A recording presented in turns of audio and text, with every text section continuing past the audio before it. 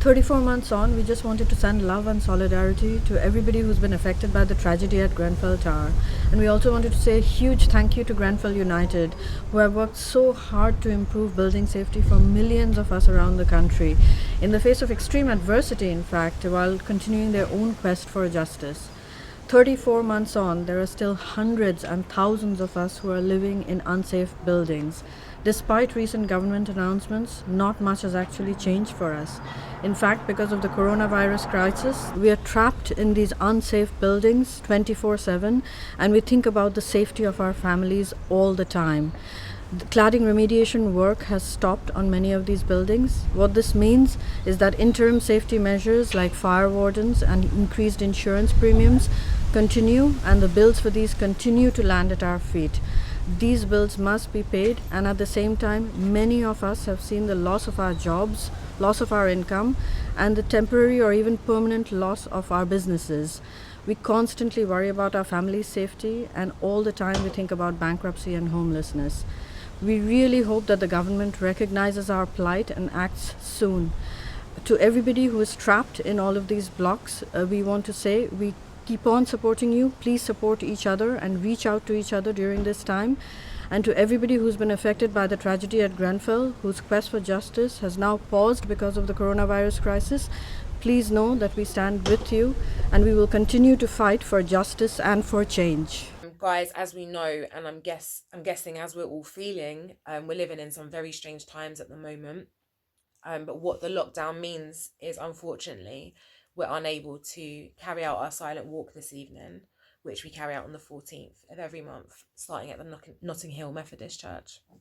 Though we can't be together this evening, guys, we can still come together and show solidarity within our homes. So some of the ideas that we've had is people getting their children or grandchildren to paint green hearts or draw green hearts and put them in their window, light a tea light or light a candle. Whatever you feel comfortable doing, just to show some sort of solidarity this evening, we'd really appreciate if you could get involved. What the current situation also means is that our journey for justice has been delayed, and this is because the public inquiry hearings have now been suspended until further notice. While this is upsetting, it's understandable why they have to do this. And what we'd ask from everyone is just to please continue to support us on our journey and our fight for justice. In regards to COVID-19, I've personally had one family member hospitalised and was I personally had one family member who was diagnosed with the virus and was hospitalised for almost 2 weeks. I guess for anyone watching this video, if you've personally been affected, whether you've been diagnosed, whether a family member's been diagnosed, or you've lost a loved one, please continue to stay strong. Reach out to someone you trust if you feel that things are getting too much, if you feel that you need someone to speak to. I suppose the lockdown can leave us feeling quite alone and quite isolated, but in reality, we're not alone. There's always someone who will listen. There's always someone we can talk to. And at a time like this, as a community and as a country, we really need to stick together. And just remember that we will get through this. Also, we'd just like to say that the NHS are doing an absolutely amazing job at the moment in responding to this pandemic, as are all the key workers. And we feel it's important to recognise and commend all their hard work and putting themselves at risk during this pandemic to ultimately hold the country together, keep the country going. So Grenfell United would just like to send our thanks to the key workers.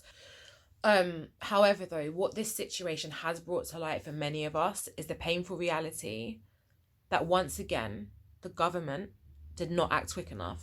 The government did not listen to warnings and did not take these warnings seriously. It's just not acceptable.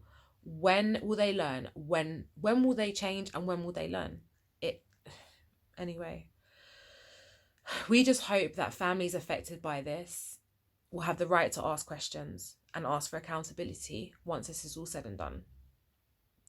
On the other hand, though, and on a more positive note, what this situation has shown is that once again, the community are coming together, the community are supporting each other.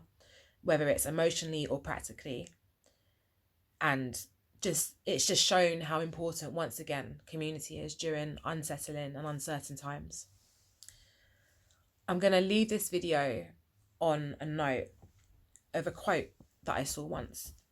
I can't remember where I saw it, but the quote was, "Justice delayed is justice denied." That's not the case for us. We're not going anywhere. We will continue to get our voices heard. We will continue to apply pressure, and we will get justice for our 72 loved ones that we lost that night. Stay safe, everyone. Stay healthy. Look after your loved ones, and see you again next month. Forever in our hearts.